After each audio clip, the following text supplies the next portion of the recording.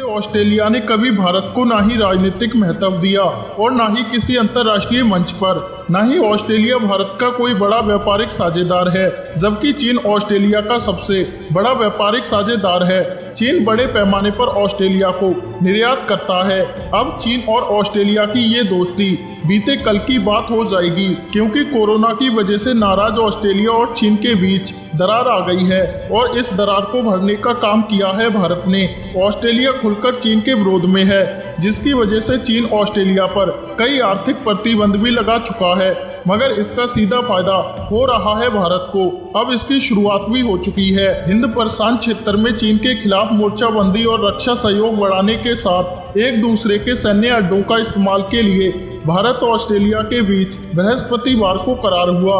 लाजमी है कि इससे चीन को जबरदस्त मिर्ची लगी होगी और वह अब अपना गुस्सा सीमा पर भारत के साथ तनाव बढ़ाकर निकाल रहा है। बता दें, प्रधानमंत्री मोदी और ऑस्ट्रेलियाई पीएम स्कॉट मॉरिसन के बीच हुए पहले वर्चुअल सम्मेलन में दोनों देशों के बीच संबंधों को मजबूत करने वाले 7 समझौते हुए हैं।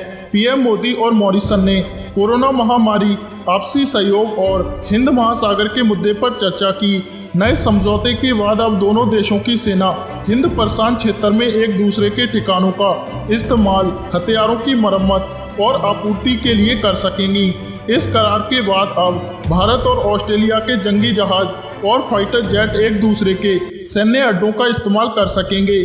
साथ ही ये जहाज जरूरत पड़ने पर ईंधन ले सकेंगे। इससे दोनों ही देशों के सैन्य बलों को ऑसी इंडेक्स जैसे जटिल सैन्य अभ्यासों का आयोजन करने में आसानी होगी। ऑसी इंडेक्स भारत और ऑस्ट्रेलिया की नेवी के बीच होने वाला द्विपक्षीय आयोजन है। इसे ऑस्ट्रेलिया और भारत के रक्षा संबंधों में एक बड़े कदम के तौर पर देखा जा रहा है। दरअसल चीन के खिलाफ मोर्चाबंदी के लिए भारत ऐसा ही करार अमेरिका, फ्रांस और सिंगापुर के साथ पहले ही कर चुका है। इसके अलावा भारत ऑस्ट्रेलिया के बीच साइबर तकनीक, खनन और खनिज, सैन्य तकनीक, पेशेवर शिक्षा और जन संसाधन प्रबंधन के क्षेत्र में सहयोग बढ़ाने के लिए 6 करार हुए हैं। साथ ही दोनों नेताओं ने आतंकवाद के खिलाफ मिलकर लड़ने पर सहमति जताते हुए कहा, शांति और स्थिरता बहाली में आतंकवाद सबसे बड़ी बाधा है, इसे जड़ से खत्म करना होगा।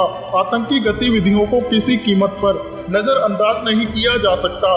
दोनों ने अंतर्राष्ट्रीय आतंकवाद पर व्यापक सम्मेलन की मांग की। इसके अलावा नौसेना सहयोग, WTO में सुधार और कोरोना वायरस से निपटने में भी सहयोग का वादा किया।